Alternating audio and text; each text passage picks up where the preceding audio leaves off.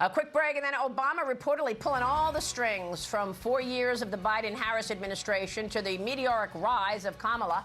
Peter Schweitzer is the president of the Government Accountability Institute with a deep dive into who is running the show and Harris's career in politics from the San Francisco Bay Area to Washington, D.C.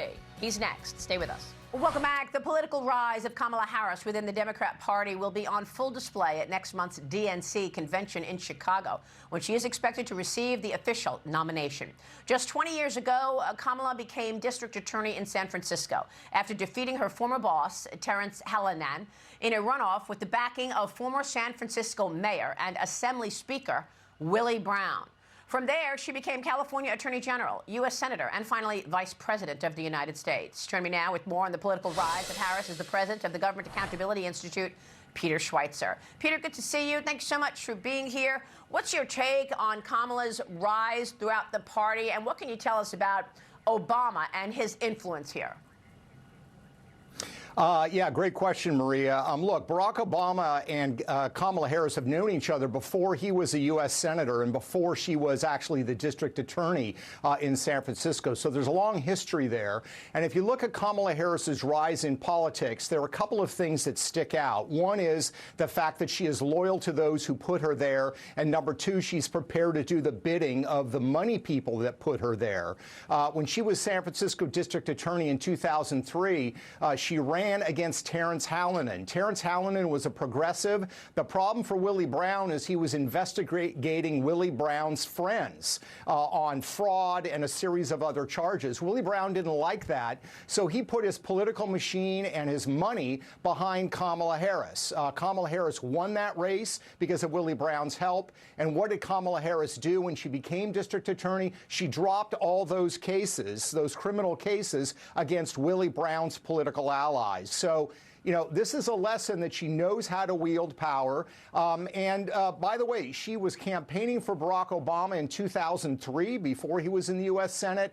And after he won that Senate seat from Illinois, he actually went out to San Francisco and raised money for Kamala Harris. So there is a tight bond there. And that's why I think there is considerable evidence that Barack Obama is the one that essentially instituted this coup and saw to it that Joe Biden was kicked to the side and Kamala Harris would be the nominee. What about this Seymour Hersh, the investigative journalist, reporting that's suggesting that Obama threatened Joe Biden with the 25th Amendment if he didn't step down? Tell us about that.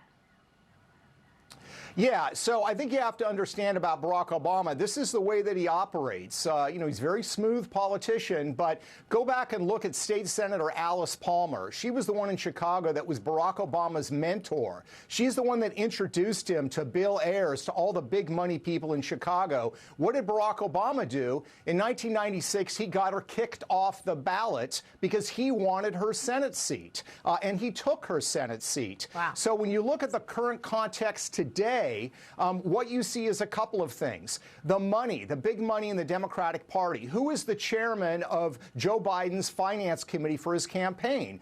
It was Jeffrey Katzenberg, who was what? The chairman of Barack Obama's finance campaign. So the big money people in the Democratic Party are Obama people first instead of Biden people. The second thing to understand is look at the center of gravity in the White House itself. Yes, you've got Steve Ricchetti and a couple of close aides around Joe Biden, but this is essentially Barack Obama's White House. Remember that picture from just a couple of years ago when Barack Obama visited the White House? Everybody's crowding around Barack Obama, and there is the actual current sitting president, Joe Biden, off by himself. That's right. So the center of gravity was there, and when Barack Obama started, the first one really who started questioning whether Joe Biden could win, immediately, like a light switch went off, you saw all the whispers coming from White House staff reporting these stories about how Joe Biden was not always there and should be replaced. So in my mind, there's lots of evidence, and his fingerprints are all over this. Okay, but specifically, did Obama threaten Biden with the 25th Amendment that they have